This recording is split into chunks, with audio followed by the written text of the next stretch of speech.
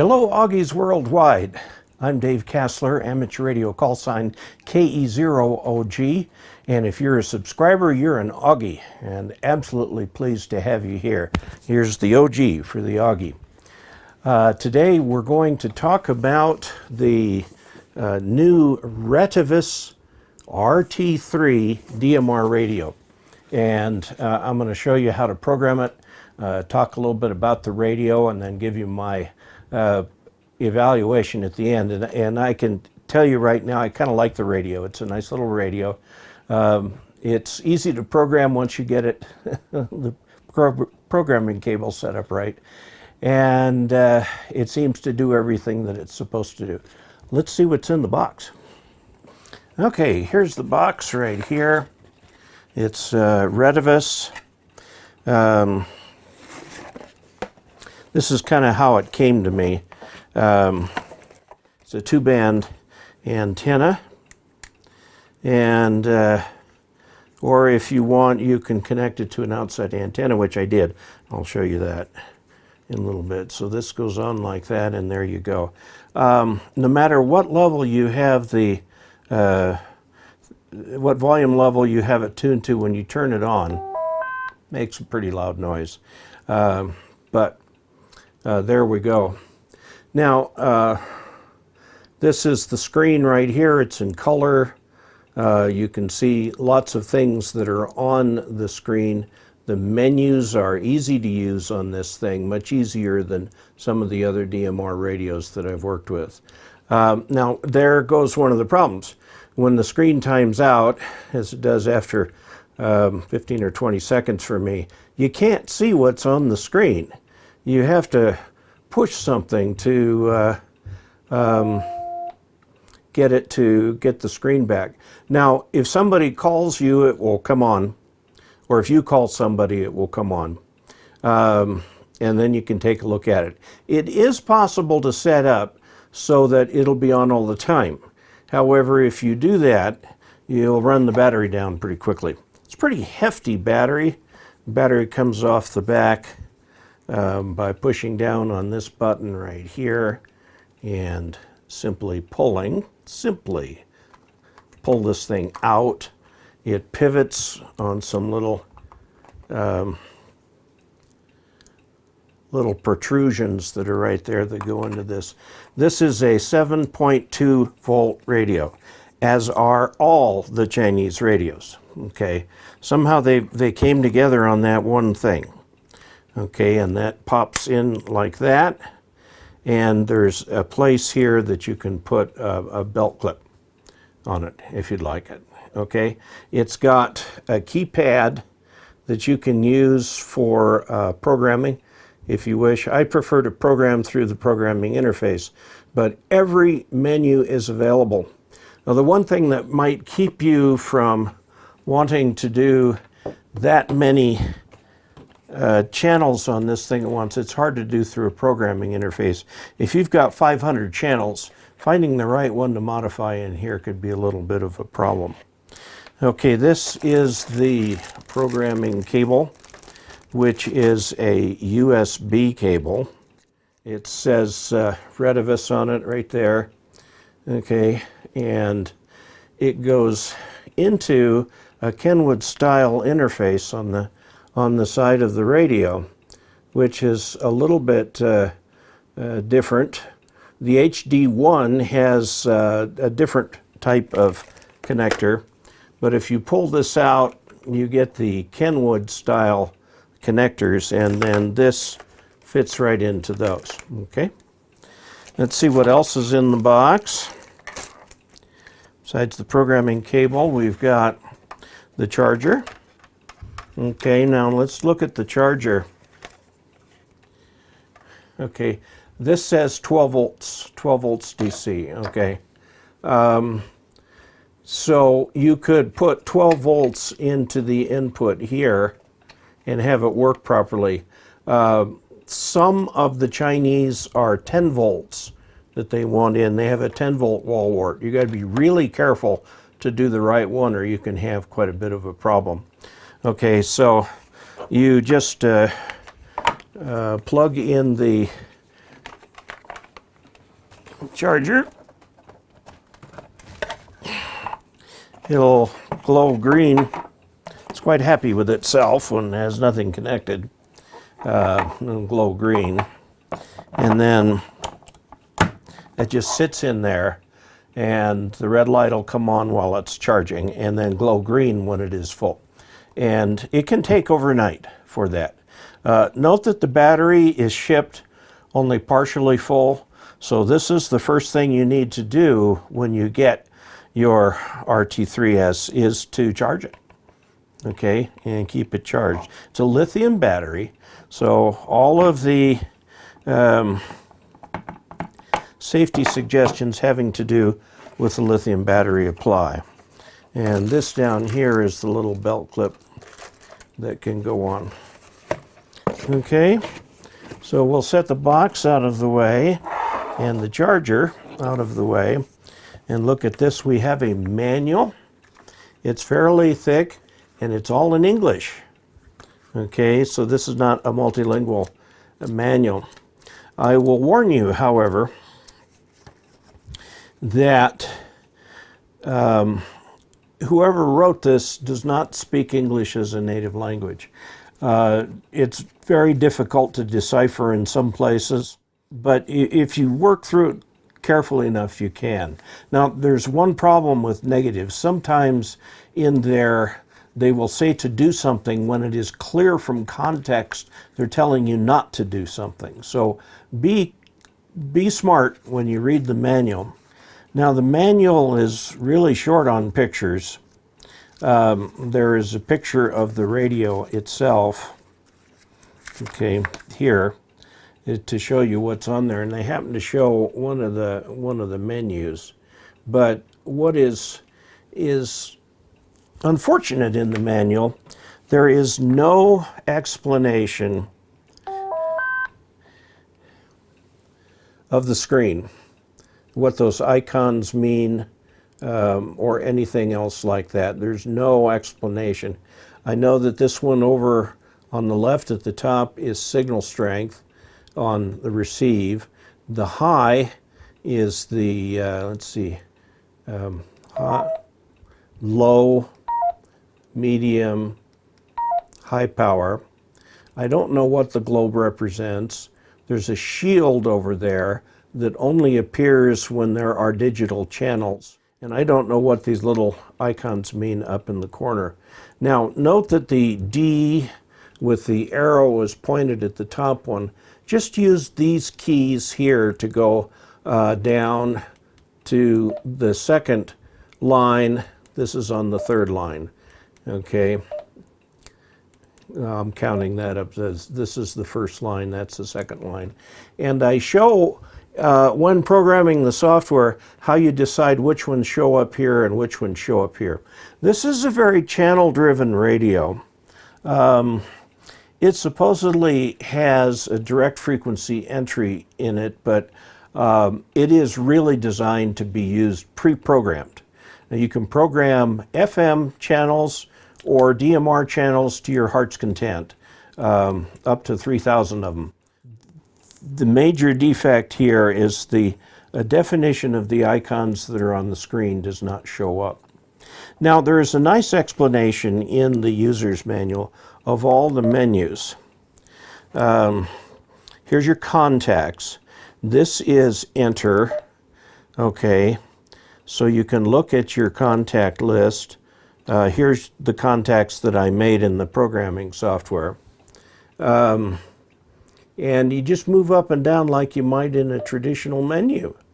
I mean, there aren't any weird things. There's a back and a confirm here, so you can add a channel and so on. New contact. Manual dial allows you to put in a contact just to make a special call without creating anything special for it. Okay, let's back out of that. We've got our scan settings. Okay, we can select zones from here. Here's our zone list consisting of zone 1. Okay, there's only one zone in there. But you could do something like make this Utah and this Colorado and this Wyoming Okay, so when you're in those places, you choose a zone that'll have the channels in there that you like to use. Okay, let's go back to the menu. Scan zone, let's see.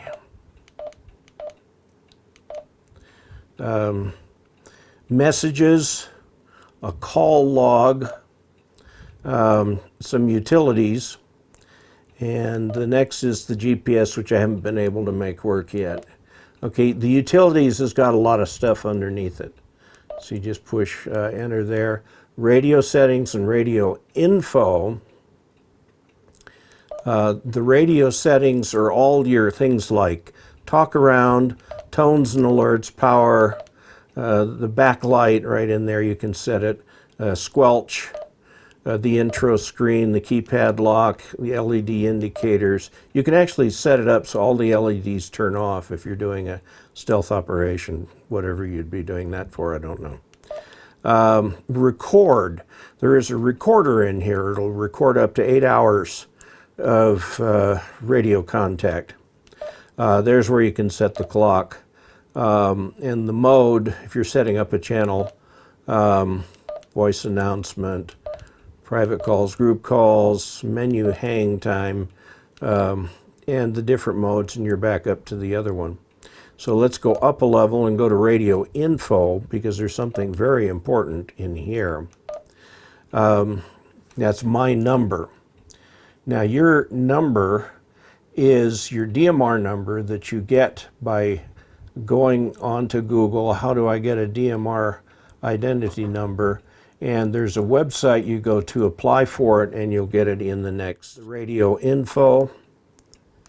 Okay, my number, and I'll show you mine. If you want to view it. Yes, I do want to view it. Okay, it tells me the name of the radio, and it gives you my DMR ID.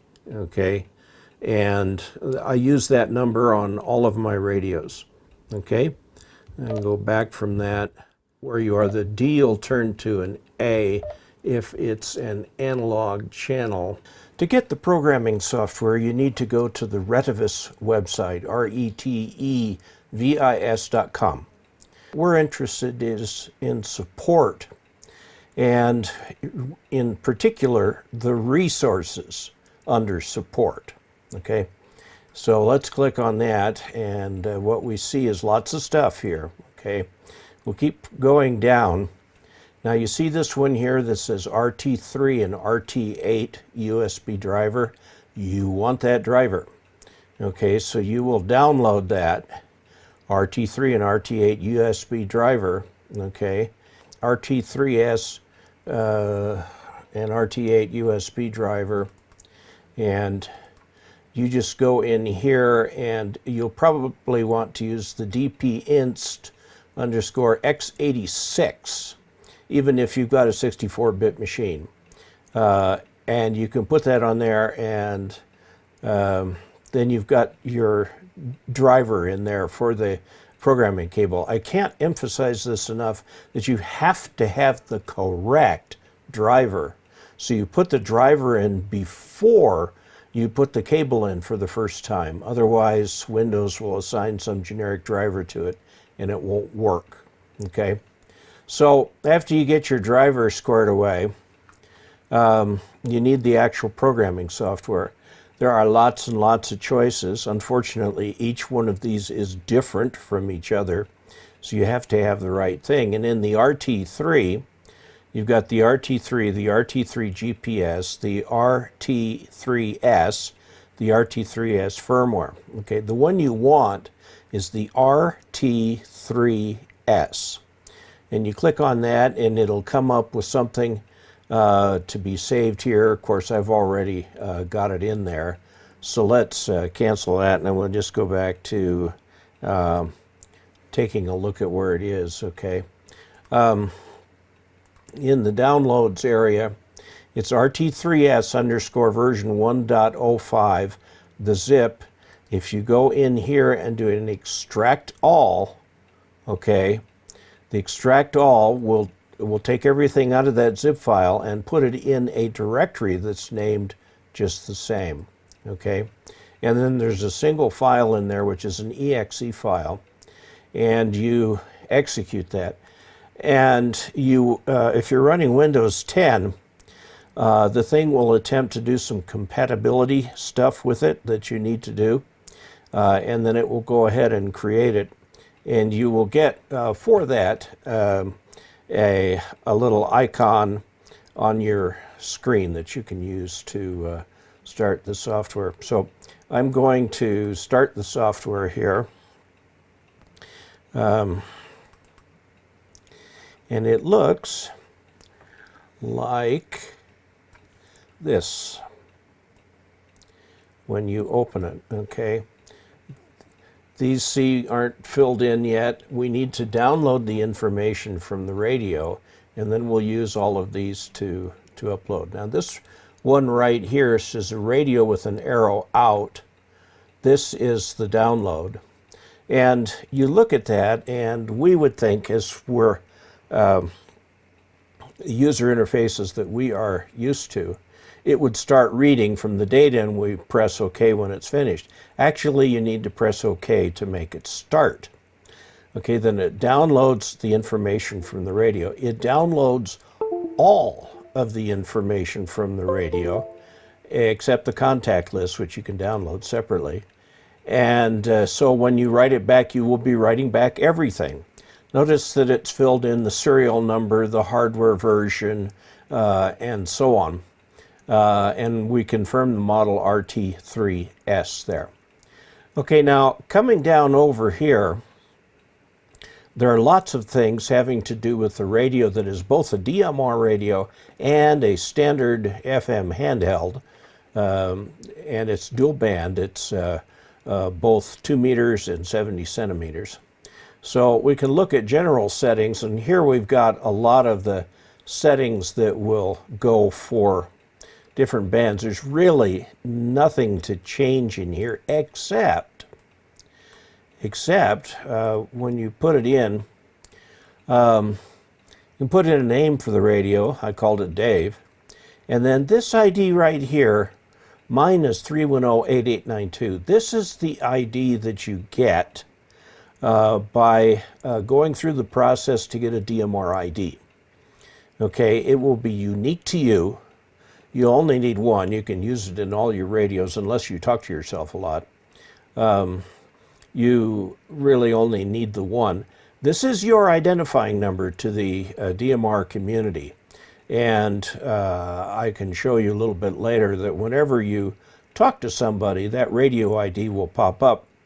And a lot of radios, you're able to download contacts, and if that ID shows up, it'll actually, in place of that, put the name of the contact, call sign, and so on.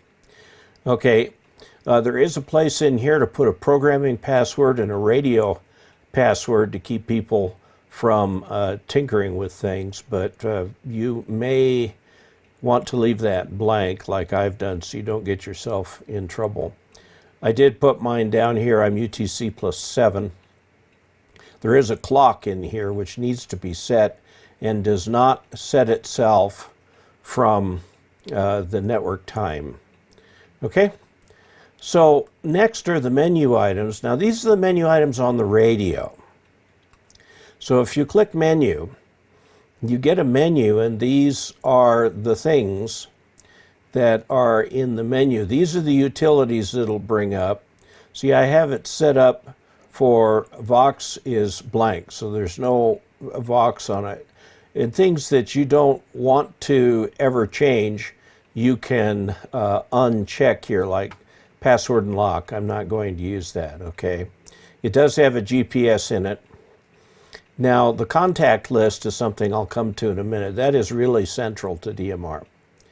There's also a call log, and the radio actually can record up to like 8 hours of audio if you want to, for whatever reason, which you might want to do if you're doing a special event or something like that. Designate one person to record everything. The menu hang time is how long it stays on the menu. before it goes back to the regular radio. I'm going to up that to 15 seconds because I'm slow. Okay? Now, you don't have to push any special save button. We'll save it up here when we're all done. If you feel like you've done a lot and you got a lot more to do, you can save it up here. And see, I am saving this in my ham radio folder in a file called Retevis RT3S #1 RDT. And that's actually the code plug. That is the code plug. Okay, the code plug is the sum of all the information that's on here, and it can be quite a bit, as you can see. Buttons definition are the side button 1 and 2. They're set by default to selecting power, low, medium, high. And the side button 2 is monitor, which works just like it does in an FM radio. You can hear what's on the channel. You can do some one-touch access for getting text messages out and things like that. And the number keys also work. And I didn't fiddle with that at all. Okay, you can have some pre-canned text messages in here, and then send those. See down here with these. Privacy settings have to do with encryption, which is not legal in the United States. It is legal in other countries. This is where you would do it. These key values are all F, which is hex F. So that's 15. And you'd have to set it to something else. Now, there is something that is called an emergency system. This is really designed more for public service people, but if a radio declares an emergency, it will let other people in the group know about it. Okay, now we come to the contact list, and this is really important. We deal in the channel information in the contact name. TAC310 is a very popular talk group. A talk group is a bunch of people on a party line, okay? And they could be anywhere that TAC310 appears, and TAC310 is set aside for the entire United States. There's a TAC310, 11, 12, 13, 14, 15, something like that. 310 seems to get most of the action. There are many other talk groups. The talk groups, they're talk groups for individual states, individual countries around the world. You can also put an individual in here if we wanted to add this, and we'll call this contact here, we'll just call it George, and I'm making this up. This is not a group call. This is a private call, okay? And we need his ID for this, which would be that 7-digit ID. Okay?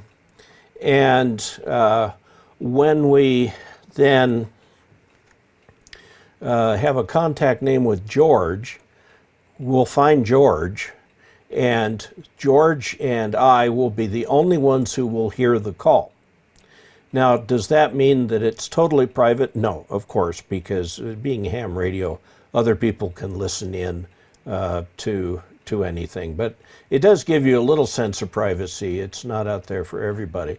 It does type the repeater on the channel that you use, but we'll come to that in a minute. So this is your contact list. Now, note here, there's an import.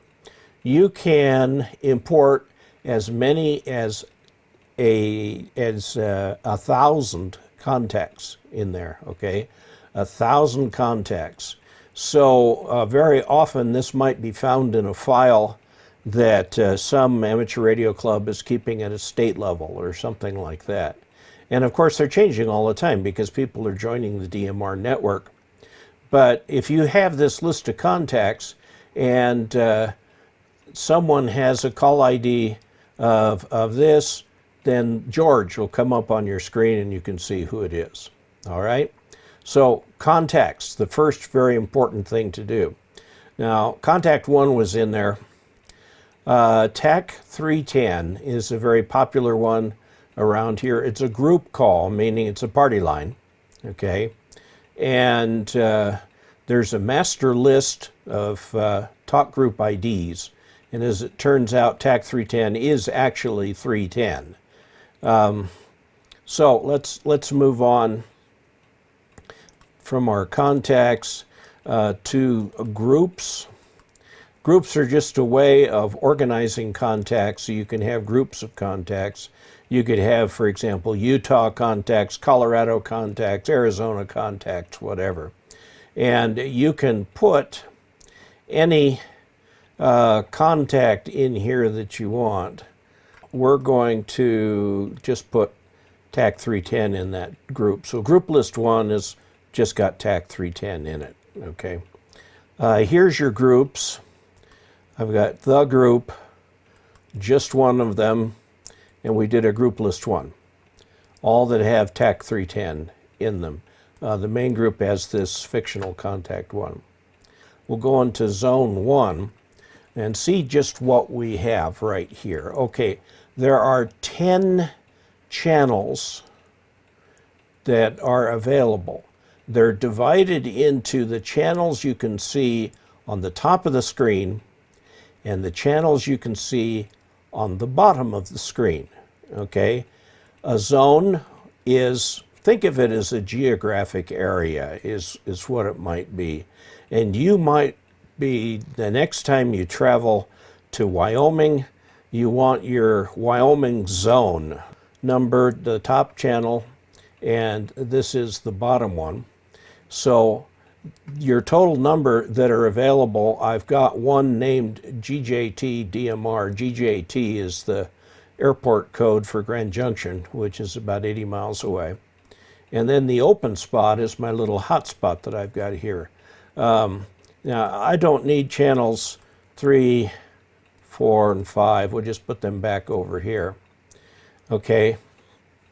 I'm not going to bother with the second one. All right, so now we go to the zones. We talked about the zones, which are collections of channels.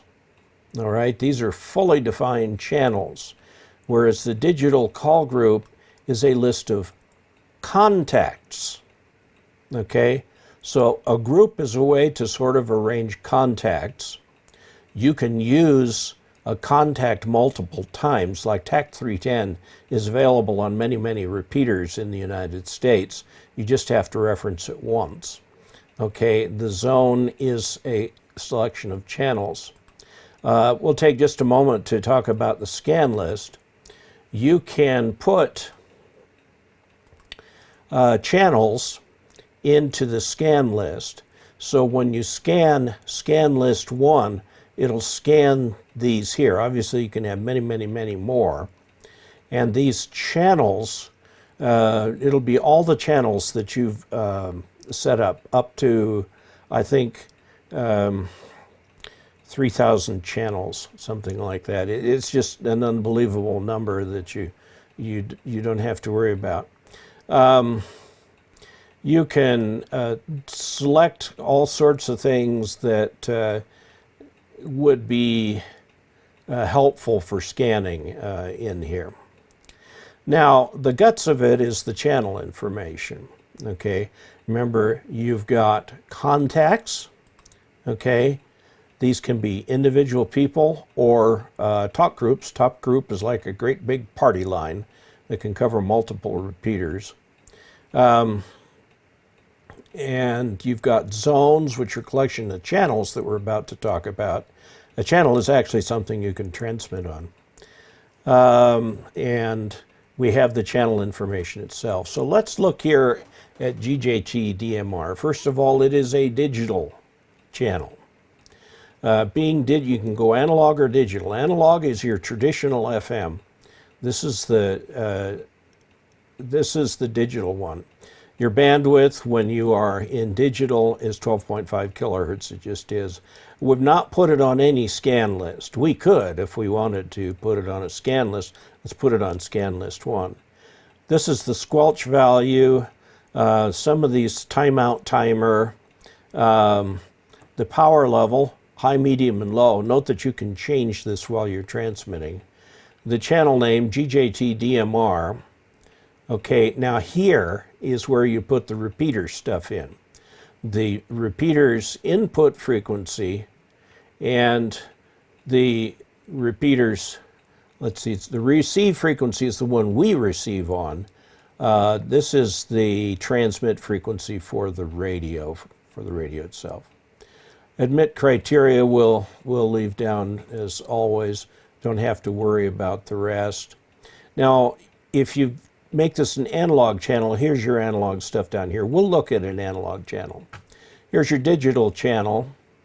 Okay, no emergency system, not bothering with that. The contact name we pick from the contacts, TAC 310 in this case. We've got a group that we've got that in.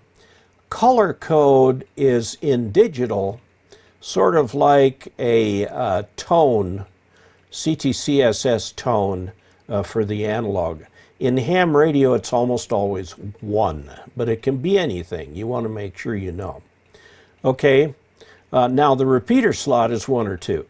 This is time slot 1 or time slot 2. You have to get this correct. Now, I know from the repeater owner up there that the group TAC 310 is on channel 1. Okay, so I can put that in right there.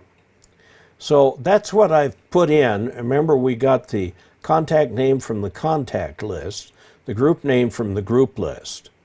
All right, and so let's look at an analog channel.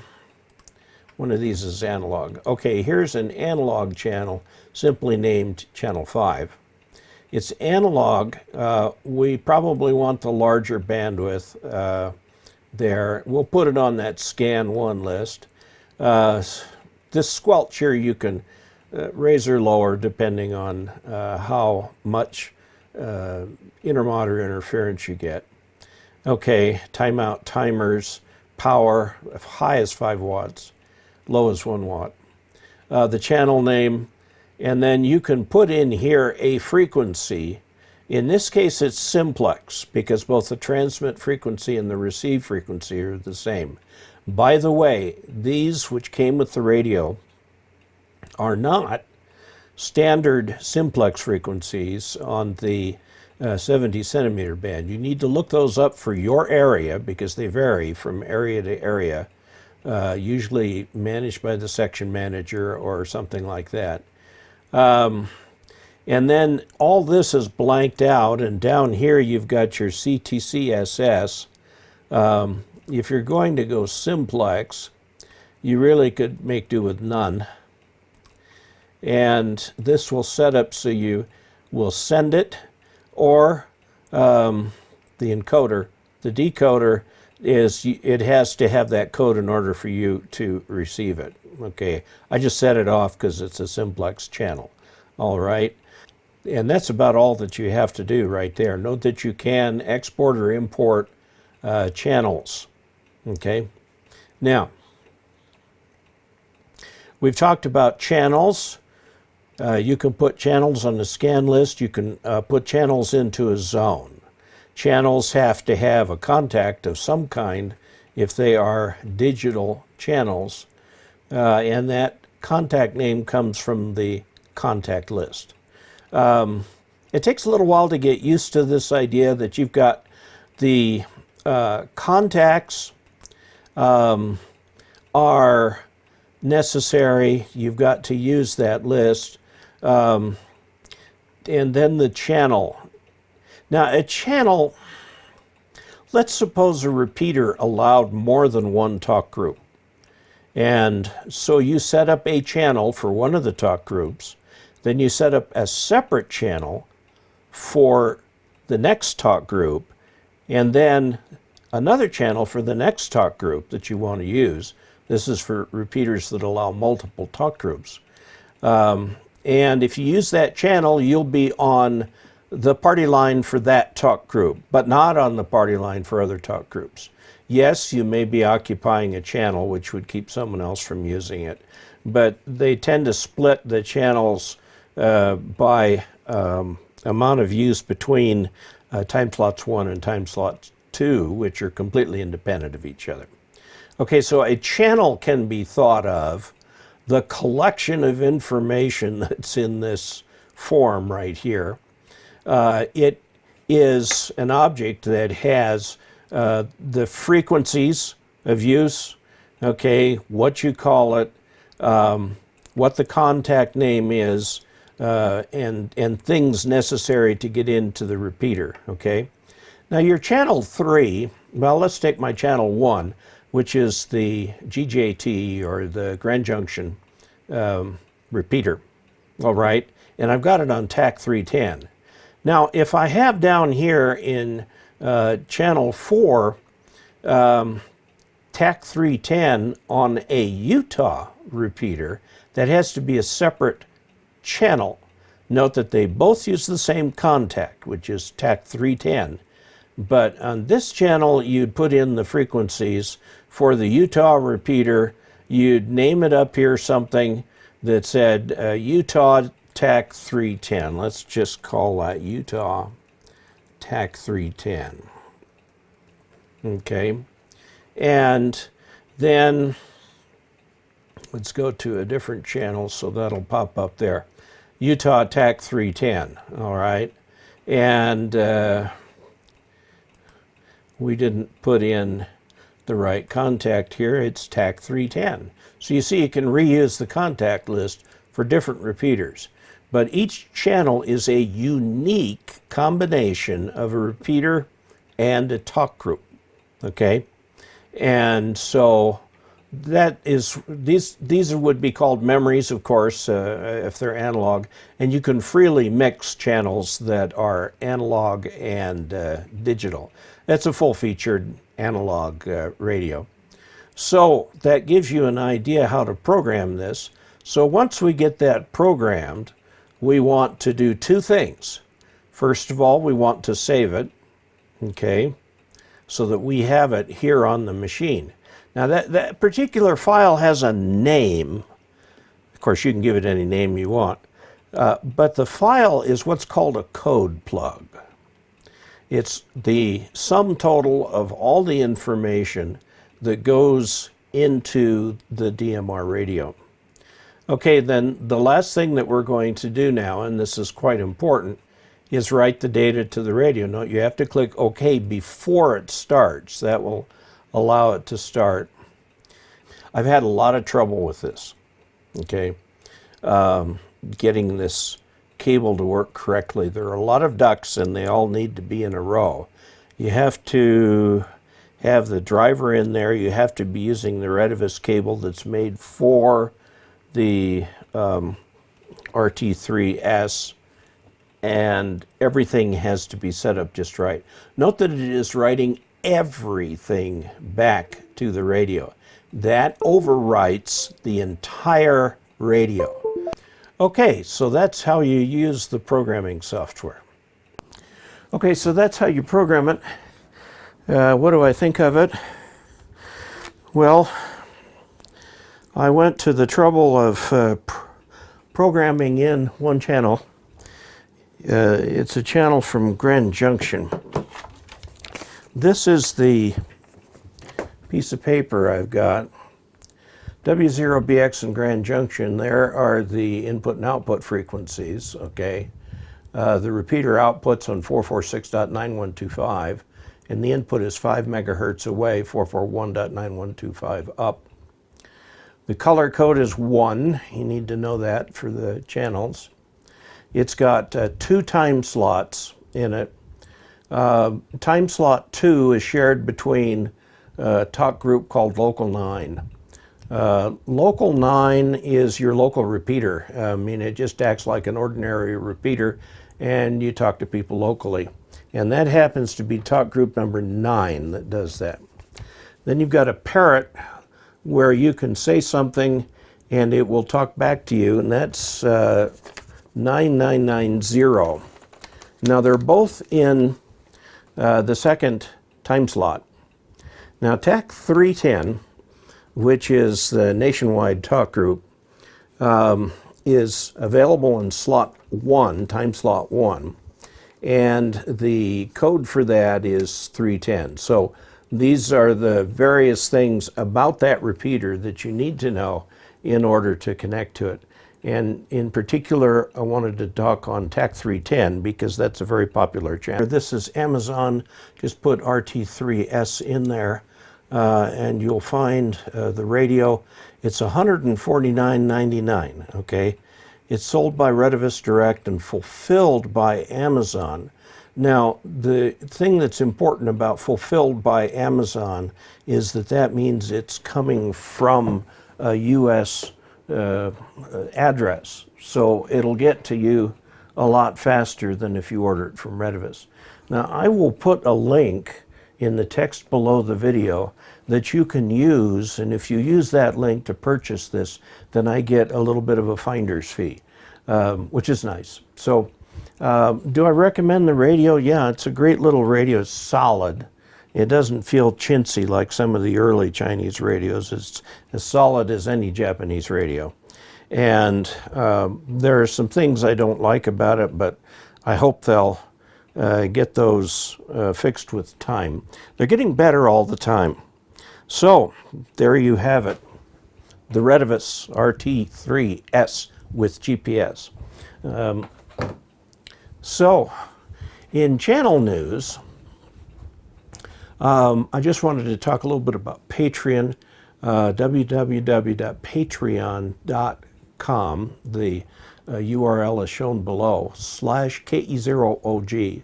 And if you want, you can put $1 or $2 a month in there, and it just takes it off of your credit card every month. And just $1 is not very much. Some people do 5, some 10. There's even one a little bit bigger than that. It just helps me defray expenses here and get new equipment. I have my eye on the buddy pole antenna. I really want to try that one out. Please share this video. Click subscribe, and when you click subscribe, there will be a bell symbol that's next to subscribe. Click the bell so that you'll get notified of new videos as they come up. It's always great to see and talk with Augies, especially on the radio. And until we next meet, 73.